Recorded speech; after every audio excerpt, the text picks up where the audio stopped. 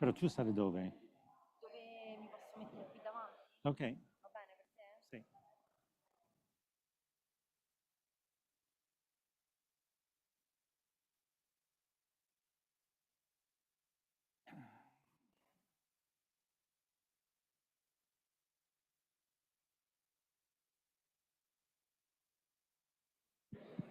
So let's have a seat and we'll get started.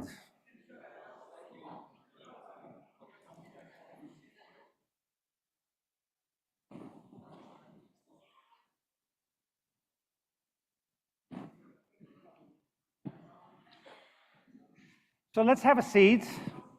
This is a joint session of the Science and Innovation Forum and the Rome Water Dialogue. So we'll be talking about water. My name is Dan Newman, and I'll be helping shape this session. But it's really hosted by Lifeng Li from FAO. If you'd like to come and welcome us. I think many of you know Li. He's the Director of Land and Water Division of FAO. Great. Thank you. Yeah, you can stand there. Or would you like as you prefer? Okay.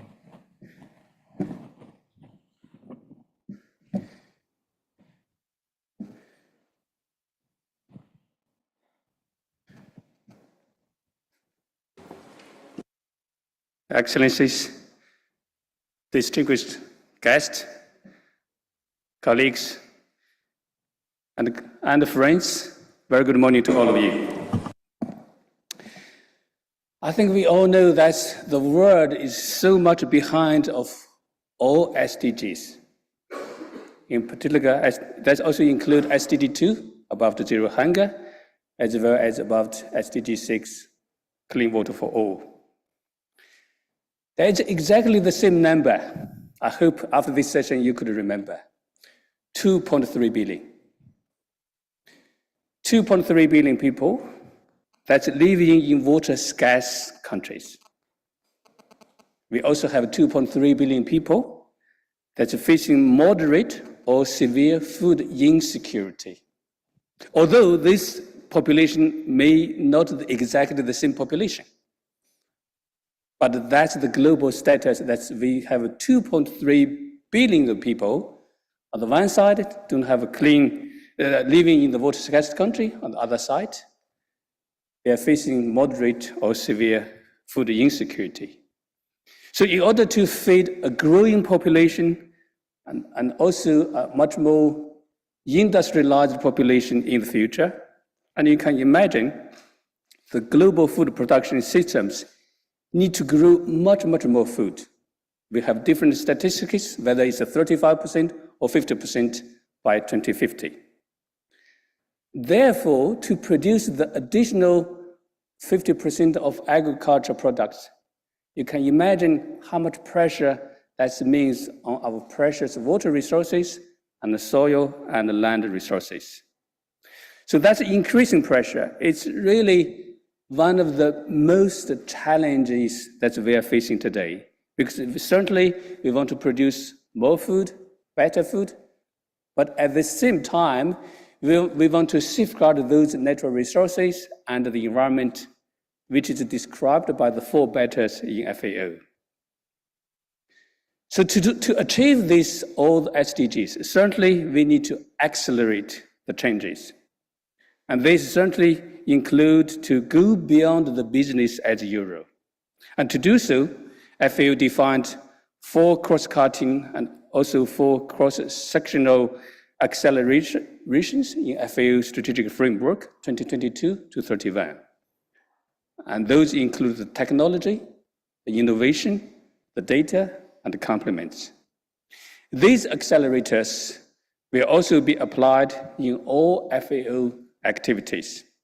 And in line with the title of the Science and Innovation Forum, we will focus today on the Innovation Accelerator and also discuss innovative approaches to agriculture water management. We all know that agriculture is accounted for more than 70% of human freshwater withdrawals. And most of that goes to agriculture, goes to the crop, goes to the irrigations. But it's also very difficult to measure exactly the water use efficiency, especially if we want to monitor the large areas. With the technologies, for example, the satellite remote sensing, that can help us to dealing with that. We can use the satellite information to really to access the available of water in the soil for the crop growth, but also the amount of water used to all the crops, and also the amount of the biomass that's developed, or the growth of the crops. So this information can be used by the farmers to know the best moment for them to irrigate, to water the crops. And FAO already, we use our technology platforms and make it freely accessible through the VAPA platform. VAPA is one of the examples of high innovative technology applications.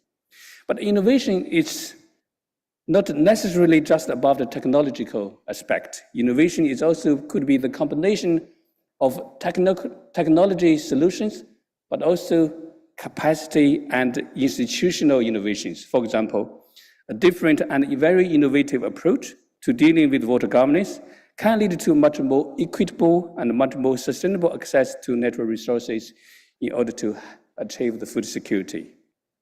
These innovative approaches, that's also another example, like how to really to modernize the irrigation systems. Modernizing the irrigation system certainly is need technology solutions, but also is need innovative and inclusive governance systems that make sure, especially the small farmers, be part of the governance process. These innovation approaches to agricultural water management has already boosted the impact of FAO's work related to water over the last few years. And all of these innovations are really an integral part of FAO's new water journey. The journey that we started from the first raw water dialogue in 2022.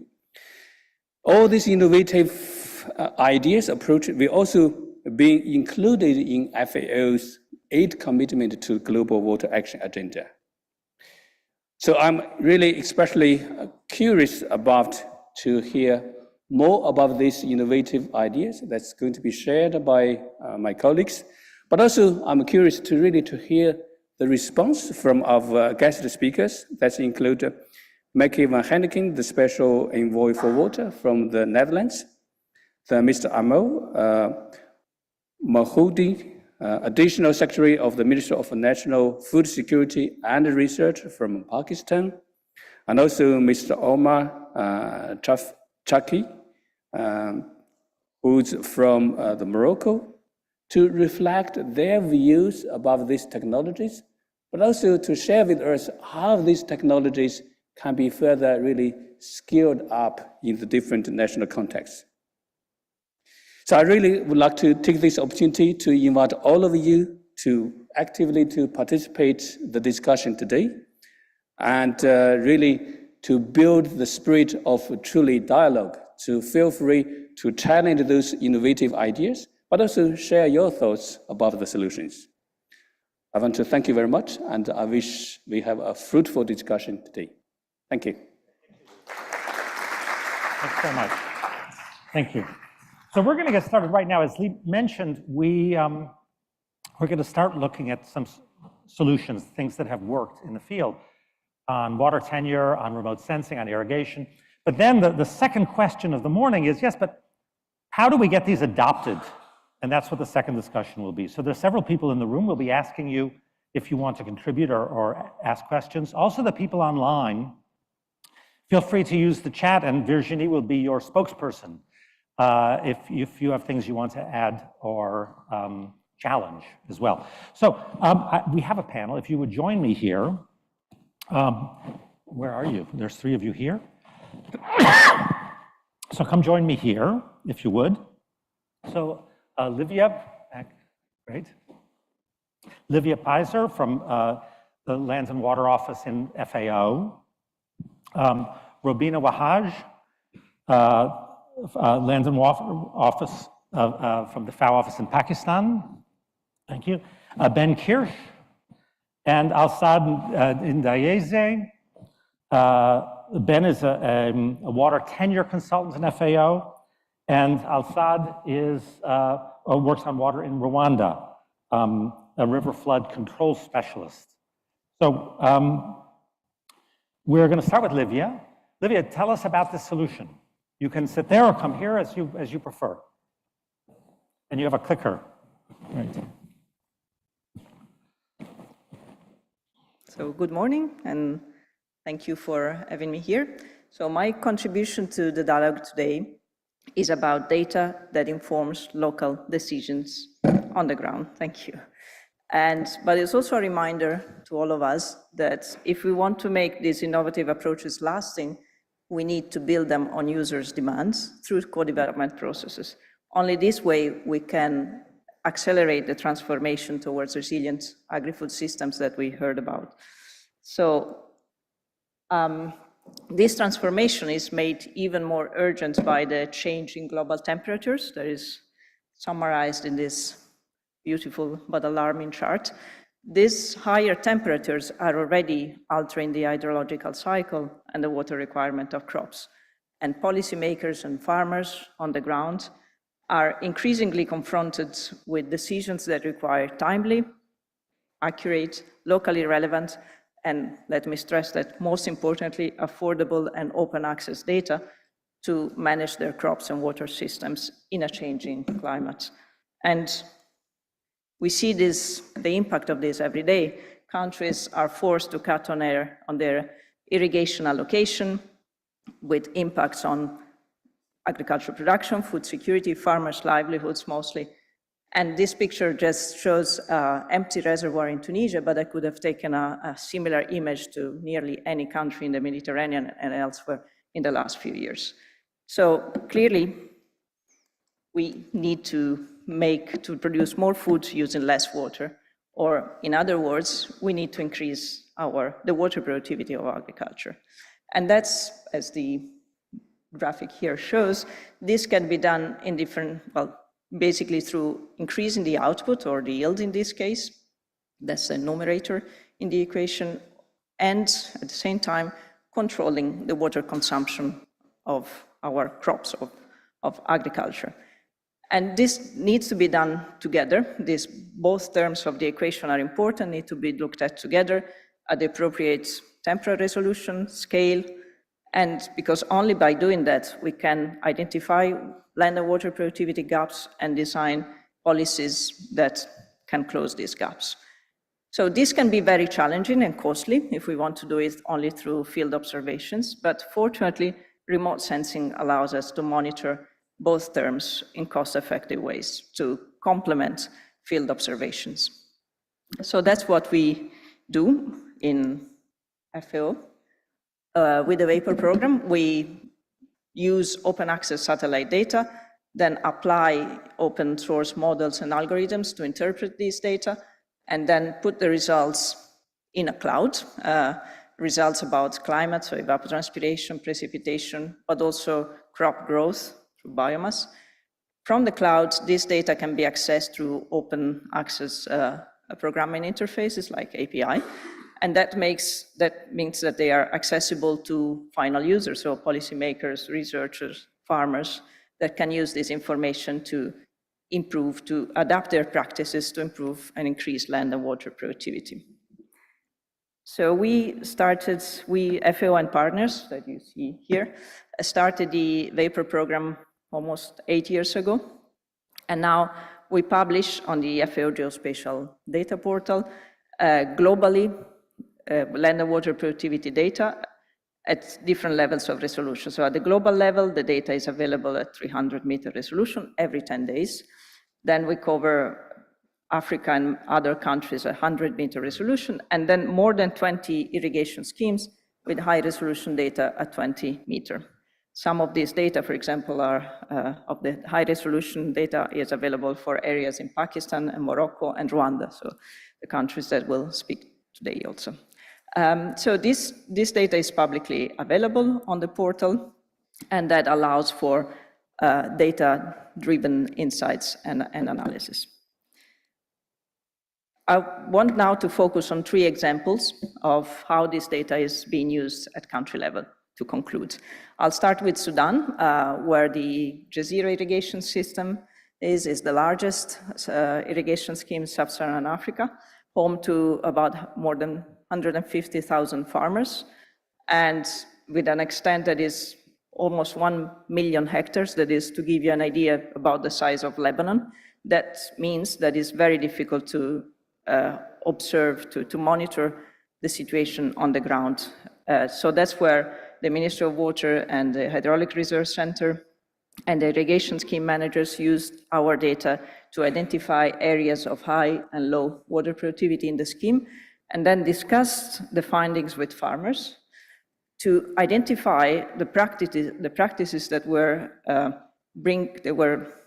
producing different levels of performance. So, for example, land preparation, land leveling, crop varieties, irrigation scheduling. And that's, with that, they developed a compendium of solutions for increasing water productivity. I just would like to point that Sudan, unfortunately, is also very clear examples of how conflicts disrupt these transformative processes. And after the civil war started, many thousands of farmers fled the scheme, and now we are using satellite data this time to monitor the drop in, for example, wheat production in the scheme. In Tunisia, another country, the local team there is using the vapor data in a smart irrigation application that's called IRE, that was developed in collaboration by the International Water Management Institute and the National Institute of Field Crops, INGC. And they use the data to inform irrigation scheduling advices, and then they're strengthening the capacities of farmers to use this in their decision-making process. And lastly, I wanted to mention the experience in Iraq, where through the national team that was trained on the use of vapor data recently, this letter that you see there is from 2 weeks ago. Through this process, the capacities of the team, they were able to demonstrate to the committee called by the Prime Minister, they were able to demonstrate the application of vapor to monitor crop production, and that resulted in very concrete policy recommendation by the Office of the Prime Minister to broaden the scope of and use more satellite data to monitor crop growth in Iraq. So with that, I'll conclude, and feel free to reach out to us. Thank you.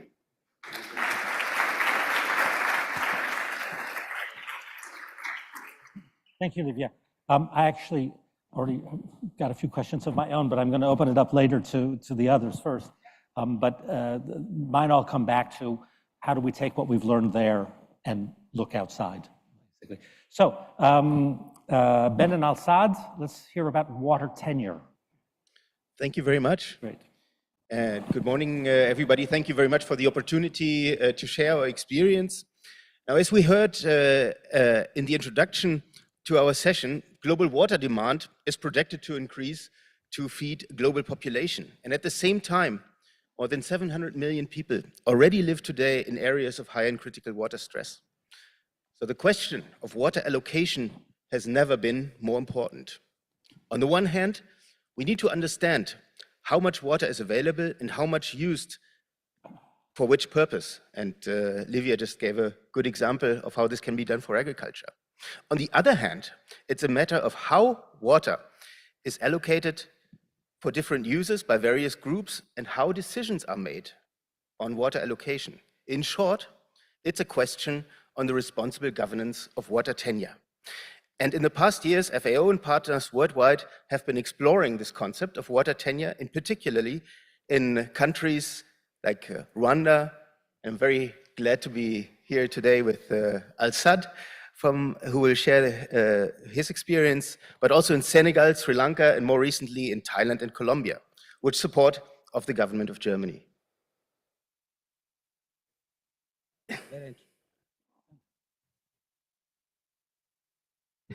Thank you. Very interesting topic. So, Benjamin, so what are the key features of water tenure assessment? Thanks, Al-Sad. Water tenure assessment takes a bottom-up approach to governance assessment. It looks at the rules, the rights, the duties, and the practices that shape people's relationships with water resources. These water tenure arrangements, as we call them, can be based on written laws and regulations, but also on customs and traditions, which are passed on from generation to generation. It considers all users, consumptive, such as irrigation, domestic water supply, as well as non-consumptive uses, such as fisheries or environmental flows to sustain ecosystems. Water tenure assessment is therefore a multidisciplinary exercise. We need inputs by water resources experts, by legal experts to understand the legal and institutional frameworks, economists, and very importantly, sociologists to understand local and community-based water tenure arrangements. Now, the results of the water tenure assessment, hand in hand with sound water accounting, of course, can help make water allocation frameworks more inclusive, considering all legitimate water users, and also more climate resilient, looking at priorities and evolving uses over time. Now, Al-Sad, I would like to get your take on what are the lessons on from the water tenure assessment in Rwanda. Oh, thank you. First of all, I would like to thank FAO for supporting Rwanda for having conducting water tenure assessment in Rwanda. So what I learned from the assessment is that includes water users, specifically small water users and vulnerable people. So for this reason, during the NOWAT project, also we have conducted a water use and users assessment across the country to know how much water is being abstracted and also for what purpose. From this, we have developed a digital database which is being supporting and being used by different studies of water resources planning. And also this digital information, this digital database also contains or provides georeferenced information on water abstractions. Interesting. So how has the water tenure assessment influenced the way you and Rwanda deal with water allocation? So from the recommendations and findings of the assessment, also provides relevant information and guides the review and updating our ministerial order relating to water use permit. So now the new ministerial order have been approved and gazetted recently in April 2024. Excellent. Now, we are here today at the Science and Innovation Forum. What, in your view, makes a water tenure approach innovative? Most of the time, innovation comes in different aspects, but the water tenure assessment highlights the importance and the needs to include small water users and vulnerable people. So the new ministerial order I'm talking about now includes equitable water allocation, including those small users and vulnerable people. So equity means that those small users and vulnerable people are supported to get legitimate right to use water resources. For example, we exempt from those small users some complicated and costly requirement to get a water use permit, including environmental impact assessment and so on. So, for example, if you need to irrigate a land of less than 1 hectare, you are exempted from those costly and complicated requirements.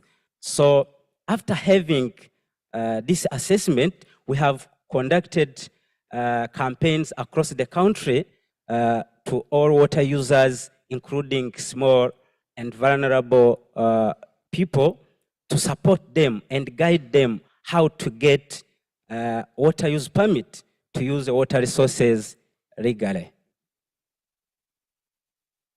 So, Ben, during the project, we have developed a very valuable and a lot of information related to water tenure assessment, and also including a methodology to develop water tenure. So how can someone find this information?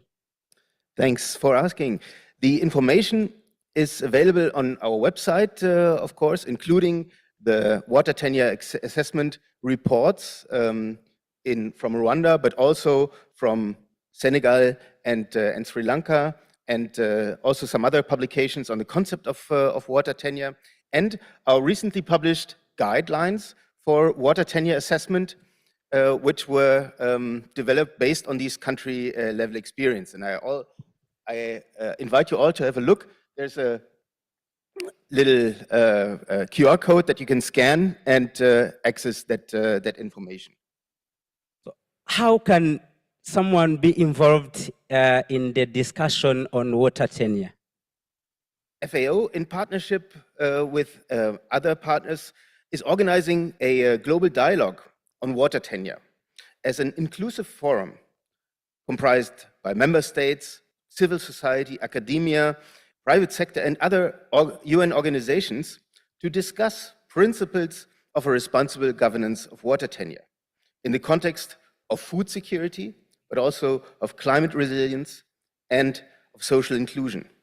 This dialogue is based on a mandate from FAO's Committee on Agriculture, which was recently reaffirmed here 2 weeks ago, and it's part of FAO's commitment to the Water Action Agenda. Wow, very interesting. But from the audience and the others who are not here can think, how can someone participate in this dialogue? Yes, everyone is invited and encouraged to participate in this dialogue as a delegate to the consultations that will take place in the coming years, as a member of our water tenure expert group, or as a funding partner. A first regional consultation will take place in Bangkok, Thailand, for the Asia-Pacific region as part of the International Forum on Soil and Water Conservation in December this year. On the website, again, please scan the code. You will find contact information to engage with us. And yeah, I would like to close thanking you all, and let's join forces through this global dialogue on water tenure to ensure that no water users, even small and vulnerable ones, as you said, Al-Sad, are left behind. Thank you. Yes, also by concluding, we are pleased to be one of the piloting countries for this variable water tenure assessment. Thank you very much. Al-Sad, Ben, thank you very much. In a few minutes, we're going to be asking some special guests to reflect on what you've said, and one of the questions that they'll be addressing is about what's the enabling environment. And Al-Sad, you raised a red flag. You talked about the exemption for farms under 1 hectare from what, this is your language, you described as costly and complicated requirements. And one shudders to think about a 2 hectare farm faced with costly and complicated requirements, and how do you think through the enabling environment? But we'll come back to that. But thank you. Rubina, irrigation innovation in Pakistan. Okay, please share.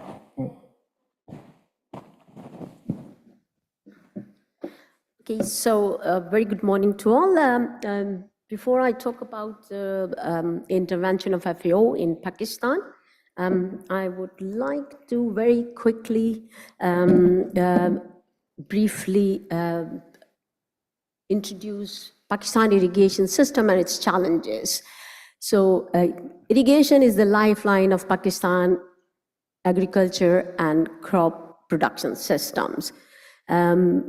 We have roughly 20 million hectares of irrigated land that constitutes 80% of the total crop land, and that you can see on the map.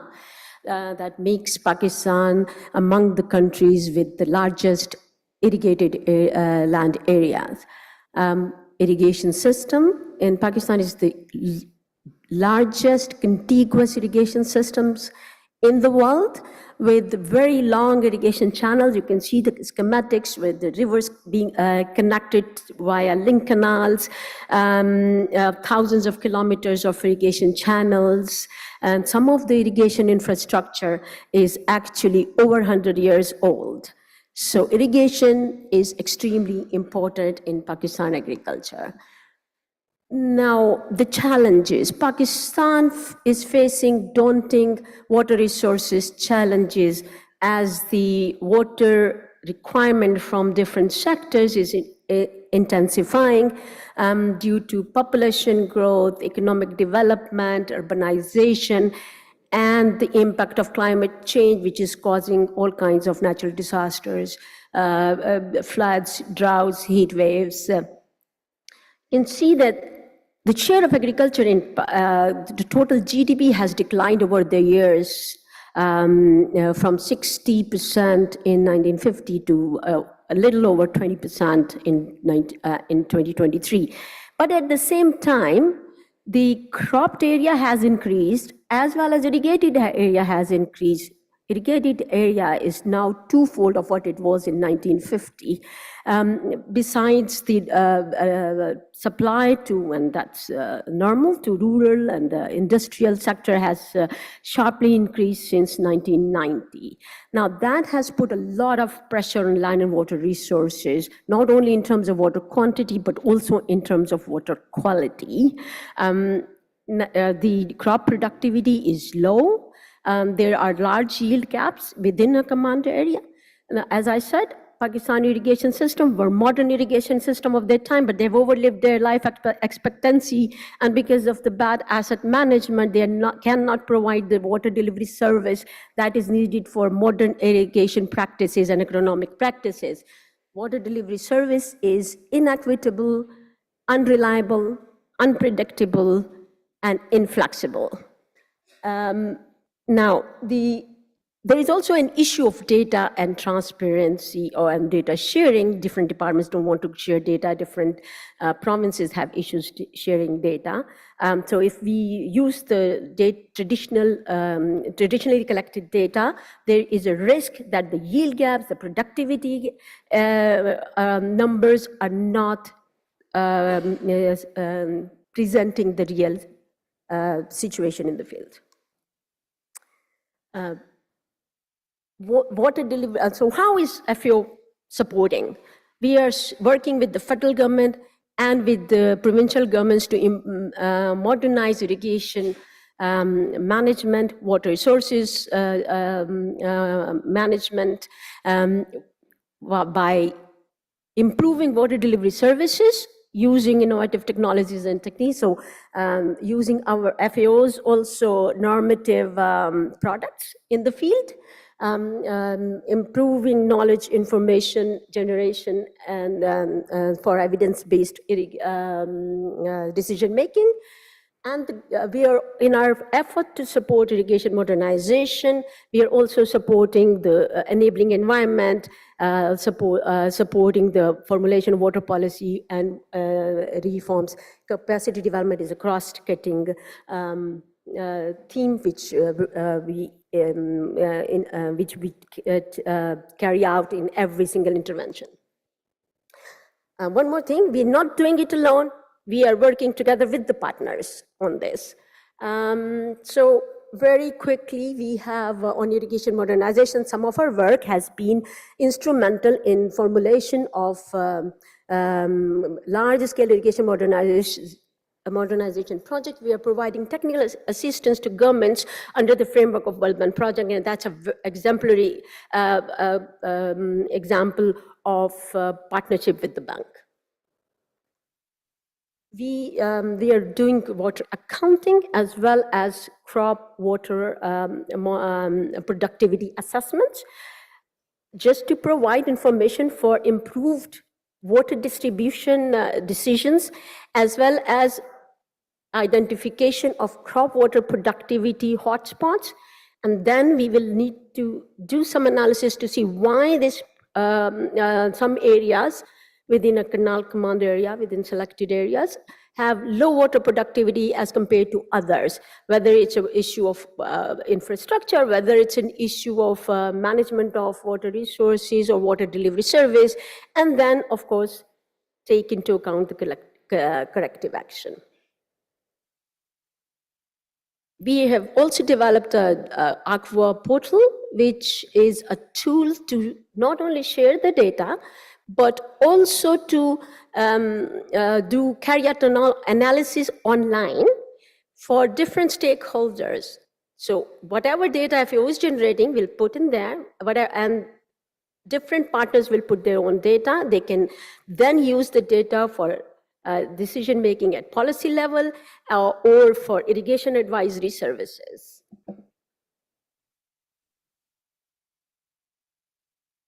Now, last but not the least, enabling environment. So FAO is supporting Government of Sindh and Government of Balochistan in partnership with the World Bank to formulate water policies, water bills, carry out institutional analysis, trying to come up with good institutional setups that works to implement these policies. Last but not the least, coordination among different government departments and stakeholders is a key if irrigation systems are to be modernized. So we are trying to support and encourage better coordination among different departments. And now the Sindh water policy was approved last year, and the Balochistan water policy is in the process of approval. We're in the process of supporting the drafting of water bill as well as related rules and regulations. Some of our very good interventions, successful interventions, are being upscaled in at least one of the provinces under different initiatives and projects. With that, I would thank you for your attention and happy to answer any questions. Thank you. Thank you, Robina. I expect there will be questions, and I would like to solicit some. What question did these 3 stories leave you with? Anything that you'd like to dig deeper on or challenge or compare to your experience? I also ask Virginie, if, okay? Well, I will start then, because I was left with lots of curiosity. One of which is that you two should get together. I mean, when I was watching yours, I was thinking remote sensing, and of course yours is about irrigation. And I wonder, I mean, what is the collaboration that's currently going on between these types of innovation, and those are both live. So what's currently going on, and what's the latent value in bringing these 2 approaches together? Okay. So I was told to stop at 8 minutes, so I did not mention a couple of things. We are, and as I said, we are working, we are using the normative products that the headquarters is producing, applying in the field. We are working big time, and when I showed the water productivity maps, we will be using vapor technologies and, of course, satellite images to assess, first to get the, what are the crops in the, grown in a certain area, then how much water they are consuming, and then go for water productivity assessments using the technologies, the innovative methodologies that the normative program is developing. Just confirm that Pakistan is indeed one of the 13 countries in which, in addition to the data that we publish, we also are actively working in 13 countries, among which Pakistan, where we provide capacity development programs and also co-develop applications. So we are indeed working together a lot. And I mean, how much further can that go? What are the opportunities for real? I mean, these are 2 innovations that have their own pathways, but when you weave them together, obviously, I mean, I imagine there's a potential, for 1 + 1 = 3. And how do we get that 3?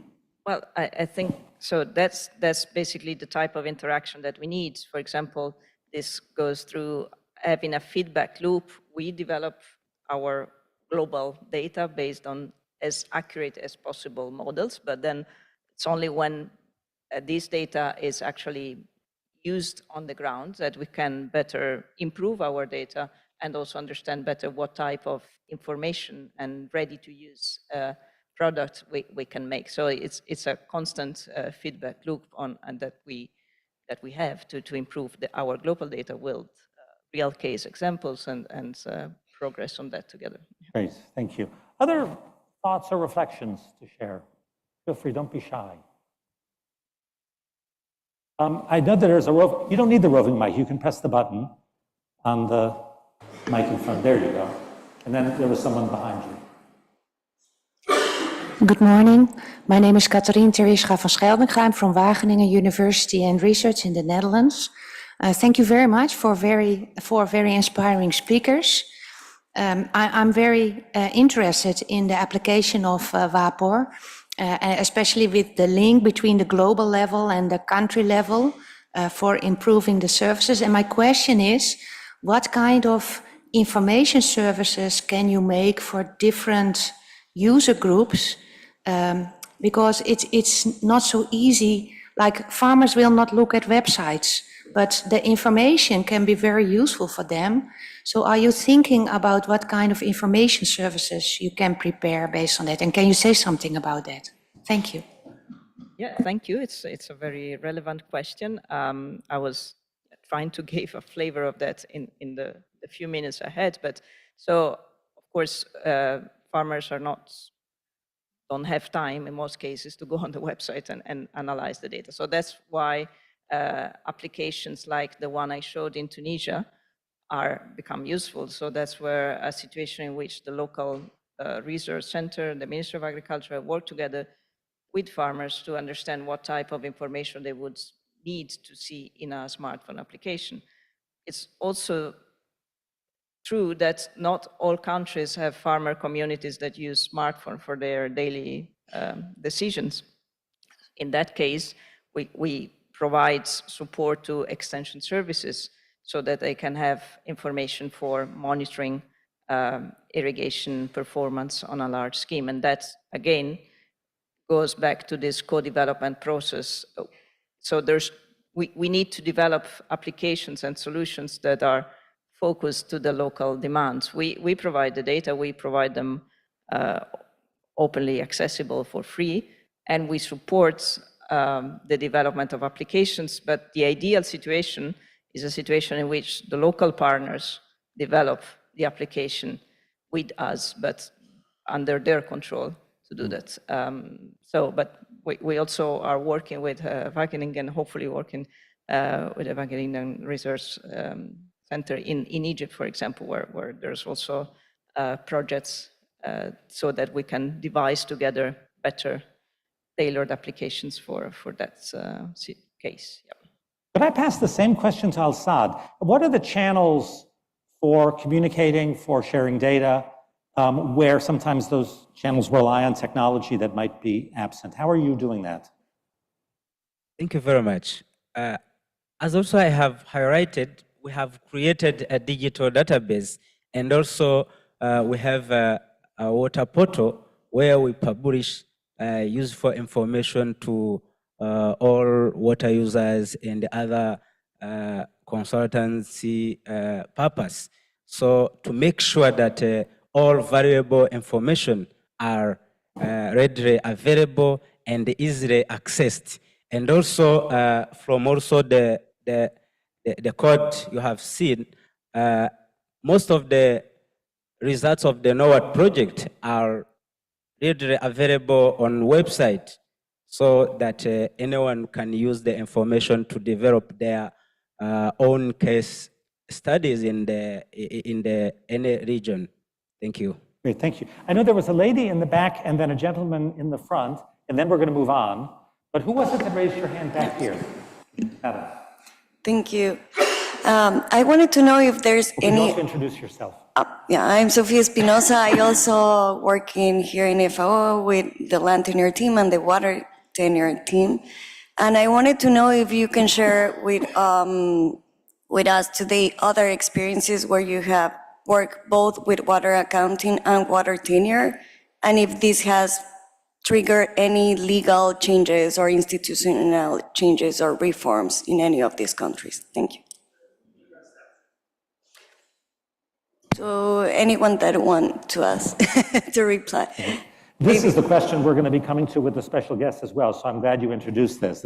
How does this, we have so much knowledge and innovation, and how does that turn into policy and practice? Yeah, maybe, thank you very much, Sophia, for the question. Maybe I can illustrate a very concrete case in Sri Lanka, where we also did a water tenure assessment. And in the tank area that we did this assessment in, there are a lot of farmers who take illegally water for irrigation. Now, this is a situation that is going on for a long time. There's a certain, even though they don't have a permit, there's a certain legitimacy because the government recognizes that these farmers, they produce a lot of food, which is very, very important for the local and national markets. So based on our water tenure assessment, then the government is now in a dialogue with these farmers groups to formalize their access and therefore also reduce the conflict that has to do with water allocation in that basin. Which is potentially, I mean, the amount of conflict in the world about water is maybe, in some sense, as much as anything, all the other causes of conflict put together, even if they get attributed to other causes. There's a gentleman in front, just press the button.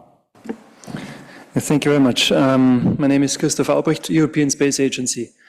So my question or remark addresses both Livia and Robina regarding the pilot or the interest in Pakistan that you presented. So as the European Space Agency, we have a partnership with FAO, as you well know, and we also have an institutional partnership with the World Bank. So I was quite interested to hear about the connection here and wanted to just highlight that we actually have been working with the government of Pakistan and World Bank as well as the Asian Development Bank to scale a system on crop monitoring that we've developed called Sen4Stat, using Sentinel data for agricultural statistics. And I think it would be very opportune to probably liaise with you also to connect the dots there, because we heard this potential disconnect between the global system in WAPO and local customized solution needs, which is exactly what we are trying to address here through this scaling of an operational system. So whereas we don't focus directly on irrigation at the moment, it is foreseen in phase 2. So I think it would be very nice to have a conversation on this later on. Robina, I don't know if you want to reflect on that. Yeah, thank you very much. And I'm aware of the fact that you are working in Pakistan in partnership with World Bank and Asian Bank, and we too. So it's just natural that we should all get together and work together so we don't duplicate. But everything that FAO is doing, that I've presented very few things. Actually, we're doing a lot more. Everything FAO is doing is available to all the development partners. We are providing the technical assistance to the same projects that you are involved in at a different level. So yes, we need to definitely work together because Pakistan cannot afford to expand the irrigated area any longer. They have to go for vertical growth, meaning improve in water productivity. And these technologies, these innovations help not monitor water productivity, but also, give the right number evidence to take actions, to make decisions to improve water productivity. So yes, the simple answer is yes. Thank you. Great. Thank you, Robina. Thank you, Ben. Thank you, Al-Sad. Thank you, Livia. We're going to now move to our guests, but thank you very much. I mean, they represent half the equation. So this group represents half the equation, which is really about innovation. And the second half is, how do we make that into changes in practice and policy? And so we have guests, whom I will introduce. Maaike van Ginneken. Maaike, you? Who's a special envoy for water from the Dutch government. Thank you for joining us, Maaike. Okay. Omar Chafki, where are you? Omar, would you join us? Great. And is from a river basin agency in Morocco. And then Amir Moihuddin, where are you? There, Amir, thank you.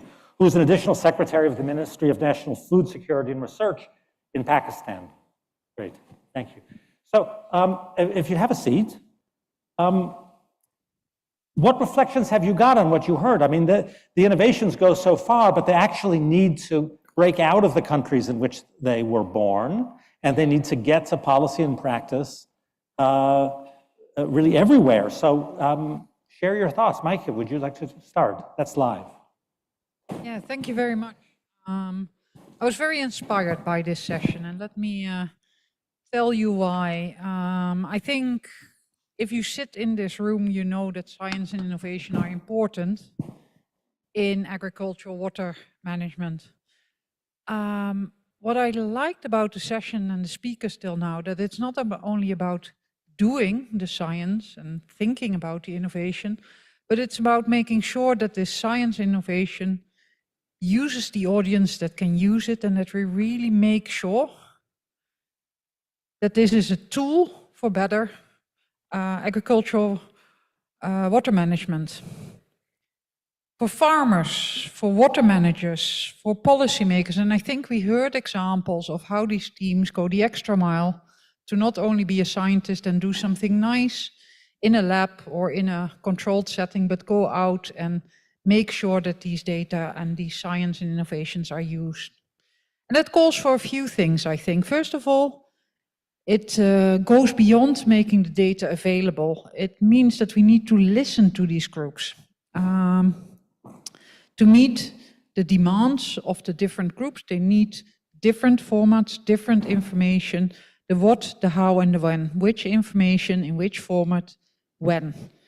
I liked from the audience the quote, I think was from somebody from Wageningen universities, that farmers do not like websites or do not use websites. We have certain predispositions of how data can be made available. We need to listen better, all of us. I think the second thing is that we can use science and innovation to bring partners together. This is certainly true between global organizations. We don't compete, we cooperate, no? And know-how institutions, universities, science and innovation institutions. We heard about the example of Pakistan, where hopefully people find each other here, but also between sectors and stakeholders. Certainly the water sector and the agricultural sector, but also between civil society, private sector, and government. So I think all of these things were very good examples of that, so really inspiring. Let me end with giving you a little plug for the report of the Global Commission on the Economics of Water that came out this morning. It's all over CNN, The Guardian, The New York Times. So very nice that water and agriculture are in the picture. As the Dutch government, we're very proud that we've convened this commission. And the focus of the commission is the importance of green water in the soil next to blue water in rivers.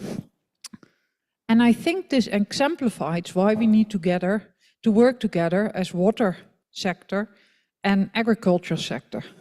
When you read this as an agronomist, this report, you're like, yeah, I've always worked with water in the soil, what's new?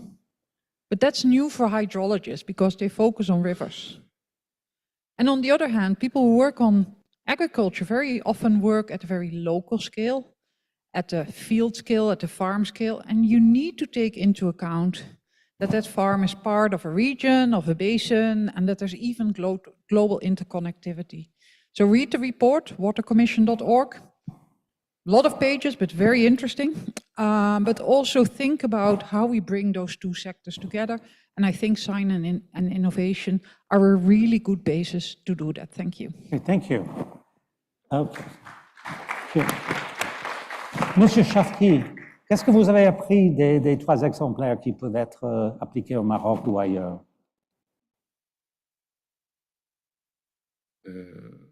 I will ask a non-French speaker to take headset, I will make my presentation in French. Thank you. Merci pour votre question. Je pense que la chose la plus importante qu'on a apportée, c'est l'importance de la donnée. Pour bien planifier, c'est une donnée fiable qui va nous permettre de mieux gérer et de mieux cibler nos interventions. Voilà. Sinon, concernant ma présentation, tout d'abord, je dois remercier la FAO et les organisateurs de cet événement de m'avoir invité à participer au nom du Maroc à cet important événement. Le Maroc, comme vous savez tous, il est confronté au défi du changement climatique. Cette année, j'espère qu'on ne va pas vivre la 7e année de sécheresse au Maroc. On a passé 6 années de sécheresse très difficiles, mais heureusement, grâce aux infrastructures hydriques des pays et à une planification anticipée, on a pu assurer l'eau potable presque à 100% au milieu urbain et aussi assurer une dotation assez importante pour l'agriculture. Concernant le sujet de l'innovation pour l'eau, notamment pour l'agriculture, je vais parler de l'expérience marocaine en matière de dessalement pour l'agriculture. Je pense que c'est une expérience qu'on peut partager avec nos collègues. Le Maroc, il a mené pas mal de projets de dessalement. Dans le premier temps, c'était de l'eau destinée à l'eau potable, mais maintenant, nous avons des projets mutualisés pour donner l'eau à la fois potable et aussi à l'agriculture. Le premier projet, il a été à Agadir, dans le sud du Maroc. C'est un projet de partenariat public-privé, et ça aussi, c'est une bonne approche, et qui va à terme assurer presque plus de 400 000 mètres cubes d'eau par jour et qui va être partagée équitablement entre l'eau potable et l'agriculture. Le deuxième projet important, c'est le projet du Dakhla, au sud du Maroc. C'est un projet de dessalement avec une capacité de 37 millions de mètres cubes par an. 30 millions seront destinés vers l'agriculture et 7 millions vers l'eau potable. Et ce qu'il faut noter dans ce projet, c'est qu'il est totalement alimenté par des énergies renouvelables. Donc, le Maroc, il s'est engagé dans cette optique-là d'avoir un nexus eau, énergie, nourriture et écosystème, c'est-à-dire et aussi préserver les écosystèmes au niveau national. Un troisième projet de dessalement aussi, et peut-être que ce sera la plus grande station de dessalement au niveau africain, donc qui a démarré avril dernier. C'est une station de dessalement d'une capacité de 300 millions de mètres cubes à terme, dont une partie sera destinée vers l'agriculture et aussi pour préserver les nappes souterraines au niveau d'une zone très sensible au Maroc, la nappe de Bachid. C'est-à-dire en offrant de l'eau dessalée aux agriculteurs, on va baisser la pression sur cette nappe-là. Donc ce sont pas mal de projets innovants sur lesquels le Maroc s'est engagé de dessalement. Et aussi pour le projet de Casablanca, c'est un projet de partenariat public-privé, c'est-à-dire l'État marocain n'a rien investi dans ce projet. Ce sont des privés qui vont installer ce projet-là. Et le Maroc, c'est-à-dire l'État s'est engagé à acheter de l'eau pendant 30 ans. Donc c'est ça le schéma, le business model de ce projet-là. Et une exigence de ce projet-là, c'est que toute l'énergie utilisée sera de l'énergie renouvelable. Donc, ce qui a permis de diminuer le coût de l'eau, parce que c'est un appel d'offres, et le critère de choix, c'était le prix avec lequel vous allez vendre cette eau à l'État. Et le prix auquel on est arrivé, c'est presque 40 centimes de dollars le mètre cube, ce qui constitue un excellent prix à l'échelle, je pense, internationale. Et une grande partie de cette eau-là, elle est destinée vers l'agriculture, à la fois pour les projets actuels et aussi, comme j'ai dit, pour préserver la nappe de bauxite. Donc, ce sont là un ensemble de projets sur lesquels le Maroc s'est engagé en matière de dessalement de l'eau. Et aussi, une autre innovation au niveau marocain, c'est ce qu'on appelle au Maroc, c'est la solidarité entre bassins. Il y a un ensemble de projets de transfert entre bassins. L'optique initiale, c'est que toutes les villes côtières de Maroc soient alimentées en eau potable à partir du dessalement et de laisser l'eau des zones intérieures pour l'agriculture. Comme ça, on va constituer déjà une solidarité entre le monde rural et le monde urbain, parce que jusqu'à maintenant, c'est le monde urbain qui consomme cette eau agricole. Et aussi, l'autre idée, c'est le transfert d'eau entre les bassins riches au nord du Maroc. Juste un chiffre à donner, 15% de la superficie du territoire marocain reçoit plus de 70% de la pluviométrie nationale. Donc, il y a des zones riches et des zones pauvres. Donc, il y a déjà des premiers projets qui ont démarré. Donc, à la date d'aujourd'hui, on a transféré entre deux bassins, Sbour et Bogag, plus de 450 millions de mètres cubes, ce qui a permis d'alimenter en eau potable la zone côtière de Rabat jusqu'à Casa et aussi de laisser de l'eau pour l'agriculture pour les zones intérieures. Donc, c'est une solidarité entre bassins et aussi c'est une solidarité entre le local et le rural. Merci beaucoup, monsieur. Merci. Mr. Mohiuddin, really the same question. How do we move beyond these as case studies and turn them into practice? Thank you. Before I actually respond to you, let me actually give you a perspective to water in Pakistan. Water is a very sensitive issue in my country because it's a federation and there are federating units and they have the upper riparian and the lower riparians. And there has always been conflicts on the distribution of water. But I'm glad to share with you that using the consensus building mayors in 1992, we were actually able to agree on an accord apportionment of water between the federating units. And since then, it has been going on. But it took us another 30 years to actually move from apportionment to the auditing. And now, because of the digital data availability, all federating units have agreed to telemetry and the measurement of the flows in their water bodies so that they can actually challenge if there is any discrepancies. That's one area.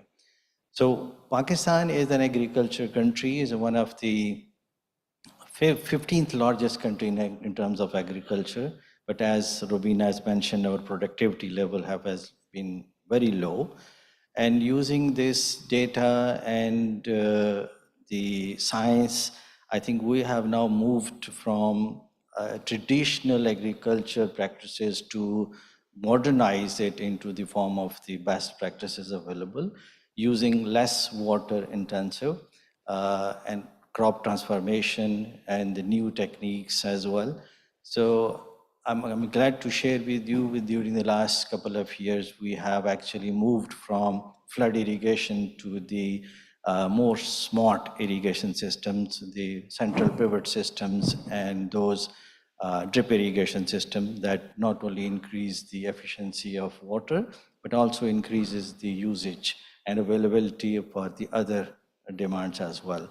And one of the key projects which I would like to share is the land management information system. This is under the federal government, which have actually collated all the data available with the different bodies, and now it is available to all the users. And they have been able to actually, and the question was how to reach to the farmers. They have actually developed mobile applications which are available to the farmers, and data is freely available online. And they have actually made 100,000 farmers as a member of that system, and the data is being relayed to them on need basis about the water availability, their crops, all data which is essential, weather conditions, so they can actually use water in a more efficient way. So that's the one area. Then we are also actually, water availability in Pakistan is not an issue. So our river systems have like 142 million acre feet of water running on the average every year. Out of that, we have only capacity to store only 15 million acre feet. That's very small. And for the last 50 years, we have not been able to actually build the storage capacity so that we can actually store the water and use it in a more efficient way. That's one aspect where we are working on it. Secondly, we're also trying to conserve the source. Pakistan is one of the few countries which have the largest number of glaciers outside the polar region, more than 5,000 glaciers. And we are using technology to monitor the health of those glaciers and to actually put in remedial measures and mitigations if there's a climate impact on those. And we are trying to conserve the source so that we have that available over a period of time. And we have also created coordination between different departments, that the disaster management and the meteorological department are very well connected. So they monitor the systems and they relay the data to the response agencies in case of any situations. And this is also integrated with the irrigation department, so they can also actually look into how different crops can be actually get. And lastly, but not the least, we are also going into transformation of the cropping system as well. So just to give you an example, that alfalfa fodder grass is being grown in Pakistan over decades. But the production that is actually done is through the flood irrigation, and that's not suitable for export purposes, and that it contains a lot of contamination. So we recently developed like 2 million hectares of new land, waste culturable land, and we had made it mandatory that they would only use the water efficient systems, not the flood irrigations, to actually produce those. And I'm glad we have been able to actually sign first contract for export of that alfalfa using the central pivot systems and high efficiency irrigation system. Very nice. Perfect. Okay, thank you very much. Thank you. Thank you. Questions or comments? Also, Virginie, if there are from the chat to share, no? Challenges. Just press the button on the microphone and introduce yourself, please. Thank you. My name is Felix Martin, and I have a question for Ms. van Ginneke about this new report that she just plugged. I'm with the inland fisheries group here in FAO, and inland fisheries is quite important for the most vulnerable in society. So I would like to know if capture fisheries was considered in that economic evaluation. I'm asking because most of the time when we're talking about water use, consumptive use and agriculture. And most of the time capture fisheries is forgotten, also in water management. So I would like to know if capture fisheries has been taken into account in your economic analysis that in the project. Ooh, that's a difficult question. Because an independent commission, which I'm not in, so I will have to read the report. It's 192 pages long, so somewhere it has been. How prominently, I don't know. It's actually a question to the commission, so I apologize. Okay, thank you. Other questions or comments? I heard, I mean, you said, Mr. Shafki, 7th year of drought in Morocco. I think we know that, but when you say it, it nevertheless shocks. And it makes me imagine, we heard first thing about innovations, and I wonder, we have a pace of innovation, which seems to be increasing. You've been talking about the pace of uptake and scaling, seems to be increasing. But the pace of climate, if it's faster, if the change of the rate of climate change is faster than the rate of innovation and the rate of uptake, it's not good enough. We fail. And if you just imagine these three rates in your head, just the rate of innovation that we've heard about, the rate of uptake, how do we use innovation to change practice and policy? Is that fast enough, given how fast climate's changing? 7 years of drought now in Morocco. I don't know if any of you, I was just struck by that hearing. We know that it's 7 years of drought in Morocco, and nevertheless, it's shocking. It's live. Okay, headset, please. Je vais vous choquer encore une fois. Je vais donner 3 données sur le bassin que je gère au Maroc. Si on prend la moyenne historique des apports, c'est de l'ordre de 650 millions de mètres cubes.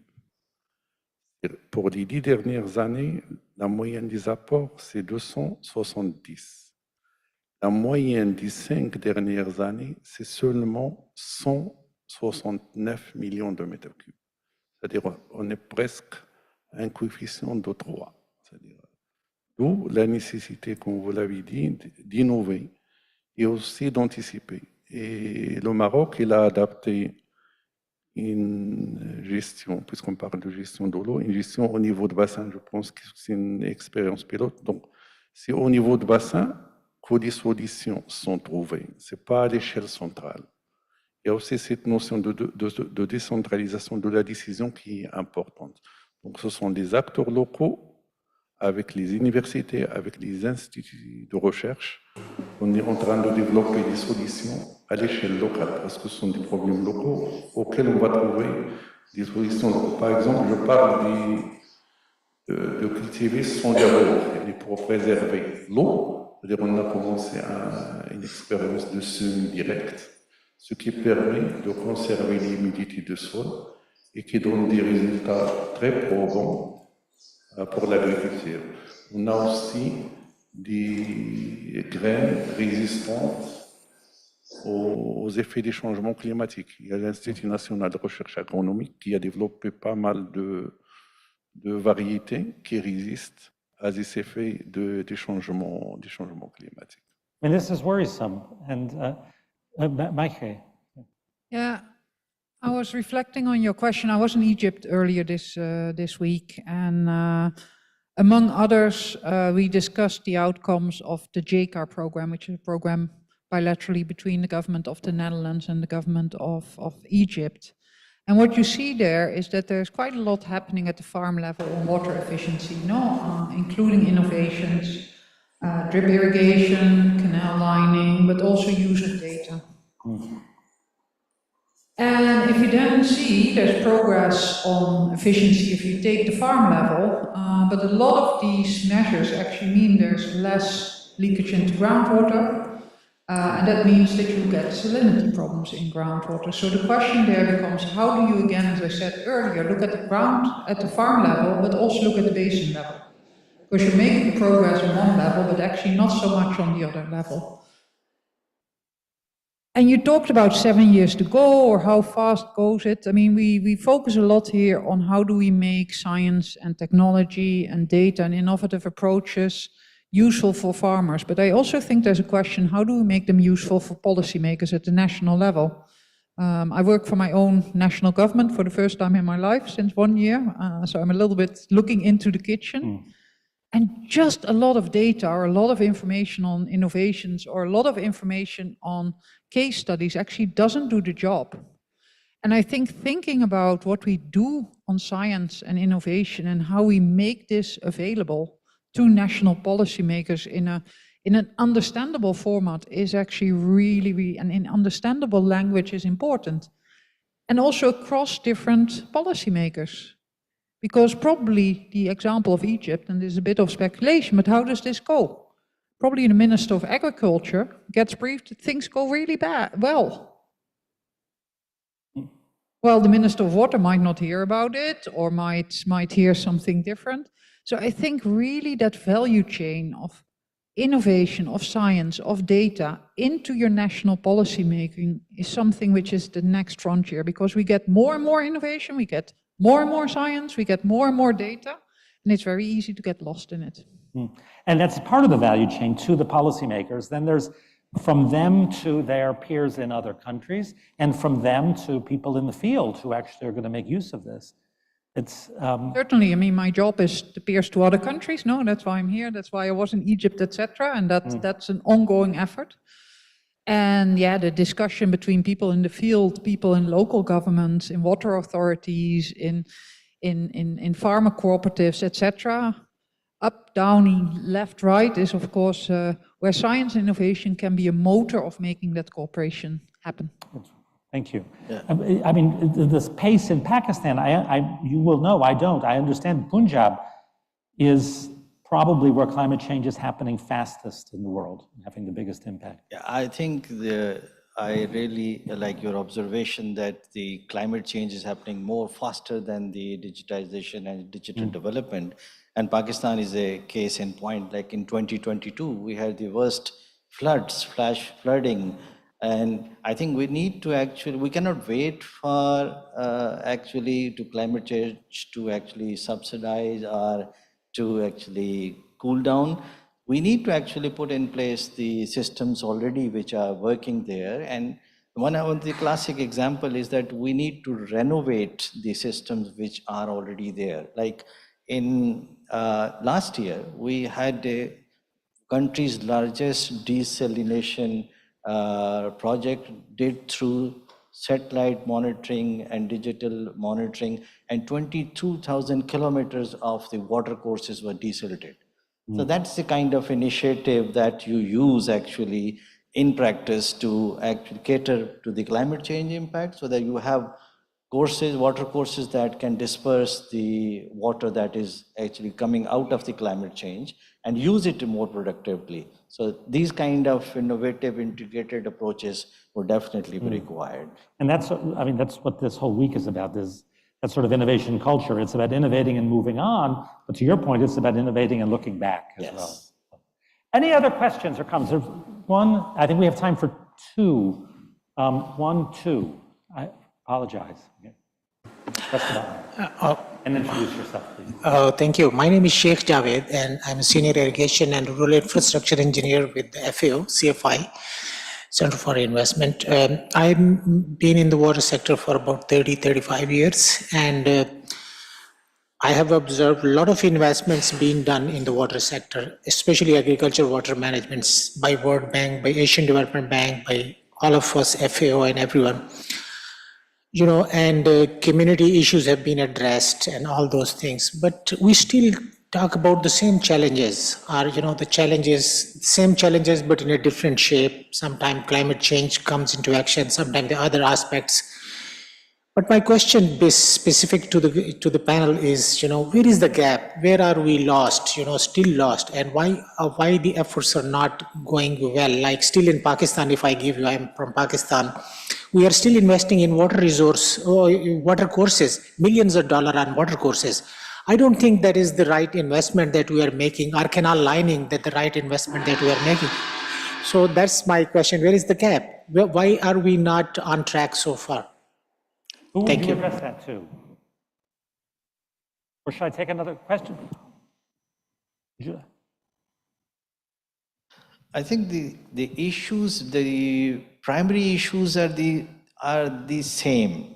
And you cannot actually shy away from the primary issues and actually look into some solutions that are not related to the water distribution systems, water conservation, and water efficiency. So all these have to be taken into account in a concurrent way, not in isolation from each other. So that is my response to your observation. Mr. Lee, if we took one more question, I know we're eating into your time, but I'd like to hear one. Can we take one more question? We can. And please introduce yourself. Yes, thank you so much. I'm Miller from private sector from Sri Lanka. We are into precision irrigation management technologies. So working with smallholder farmers for over 7 years right now, I'm reflecting on Madam Mike's responses on adaptation supposed to be coming from the smallholders in the ground level. So even whatever the policies we can make, it's all about a behavioral acceptance from the farmer's side to adapt on. What Mr. Amir explained, the alfalfa farms, which in Central Private, it's mostly on B2B level of expansion. Definitely, it cannot be in small scale. We worked in Dubai also on that aspect. So to talk about the previous sessions with Mr. Benjamin in Sri Lankan point of view, so I know the conflict, it's all the acceptance, the behavioral acceptance against that thousands of years of conventional farming practices versus some new policies which made based on data and applicable. So what is the FAO's procedure to take that to the rural farmers' acceptance context more than the policy level? I don't know who can speak for FAO. maybe we should, I mean, unless you have a strong response, maybe we should take that more as a comment. I than a cannot question. speak for FAO, but I can say a few things on the first part of the question before you go to FAO, no? I think smallholder farmers are a very important part of food security and of agriculture production. I'm preaching to the converted here. When we talk about issues such as better water management and climate adaptation, we need to realize that smallholder farmer cannot do it by themselves. It's not only always financially viable to take these actions at the level of the smallholder farmer, because climate adaptation is very much a public good. No, I mean, just some figures. We've seen that from climate finance internationally, less than 10%, this is OECD figures, goes to adaptation, over 90% goes to mitigation, because it's difficult for private financiers. You know, you're from the private sector. A few years ago, IFAD did a report, less than 3% of public climate finance international actually reaches smallholder farmers. So again, it also is about policies and certainly about subsidies. And we know there's huge amounts of agricultural subsidies, but they don't always reach and they don't always give the good examples. They're often per ton of production, etc. So let's make that link. Last to, and that's also to the speaker from Pakistan. And let me quote Hans Rosling, one of my favorite scientists from Sweden, who said things can be bad and better at the same time. Because I think that's where we are. We make a lot of progress, but not enough. And especially with climate change, with more pollution, with population pressures, we need to do better, faster, scale up and speed up. But let's also cherish the progress we made, because I don't want to leave this room being depressed. Thank you. We need a bit of an upward. Thank you. Just a comment for the gentleman from Sri Lanka. There is a session later today on behavioral science. Please go to it. So thank you to our guests. Mr. Lee, will you help us wrap up? I've stolen some of your time, but thank you very much.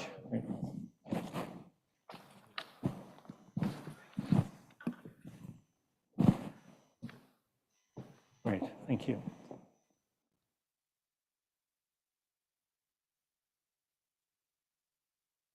Thank you so much. I think that's a very lovely debate and discussion. I enjoyed very much, and that really reflects the nature of a dialogue that's between all the participants. It's hard to wrap up, but I think I have sort of three messages, if you wish. I think the first one is clear. It's clear that we need to recognize the importance of technologies, the innovations. And in FAO, as I said, it's already reflected in the strategic framework as the accelerators. It's also reflected in the FAO corporate strategy, the strategy on science and innovation. It's also reflected in the FAO conceptual framework for integrated land and water resource management. So you can say at the corporate level and to the specific areas of our work. Specifically on water, for those, you probably remember in 2016, UN Water published a report. It's called the SDG 6 Global Acceleration Framework, which include 5 accelerators. And the data information is one of them. Innovation is another, and then capacity, governance, and finance. So you can reflect it on those. I think that's the first point I want to make. Recognize the importance and embrace the change, the development of the technologies. The second point, I think everyone would agree that there are solutions, there are innovations available. Today we heard, from remote sensing to water tenure, to irrigation, to non-conventional water use, desalination, and many others. So the solutions, the innovations do exist. Then, which leads to my third point is, how can we make sure all these innovation solutions scaled up and become effective? And for them to become effective, for them to be able to demonstrate the change, the impacts, certainly is need a number of enablers. Enablers, we talk about the policies. Have those the development and the deployment of these innovations, science, technologies can be really embedded into the policies at different levels of the government. Very often for us, in the water community, we need to look at both the national, regional, but also the basin level. At the end of the day, yes, we do, a number of the countries, we do have a water transfer project, including my own home country, China. We have a vast water transfer project. But at the end of the day, I guess, I never checked this data, but I think more than 99% of fresh water that's we manage is really managed within the real basin boundaries. So we need to also look at that from the basin level, how those technologies can really be deployed, and together at the basin level to really to harmonize the different stakeholders' interests from upstream, downstream, and different sectors in the basins. We also need to look at the enablers from a capacity perspective. We talked about that. Sure, on the one side, science, technology, innovation is mushrooming. But I think we really need to be aware, and we need to be very cautious about not to create another technology poverty. We already have the different sources of poverty, but especially the disadvantaged groups, whether they are local communities, they don't have the access to all the science information, they don't have, even they have time, but then they don't have access to the internet, right? So how can we make sure that the smallholder farmers, especially the women, the disadvantaged groups, the indigenous peoples, they also have the equal access to all these technologies? That's another enabler. And also we really need to, I think, really fully support the point made by Meka.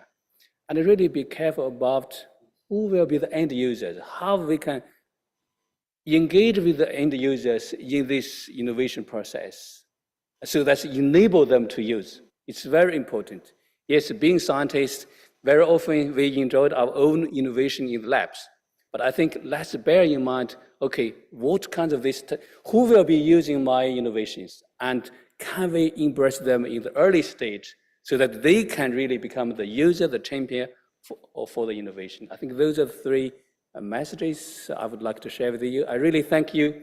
Excellent moderation and your active participation, and also all the colleagues that you contribute to the session, the speakers, the panelists, and also Yepe as well, and Virginie behind the scene to put together this very good, productive session. Thank you. Thank you very much. Thank you. Good. Thanks to all of you, and hoping to see you in one session or another this afternoon.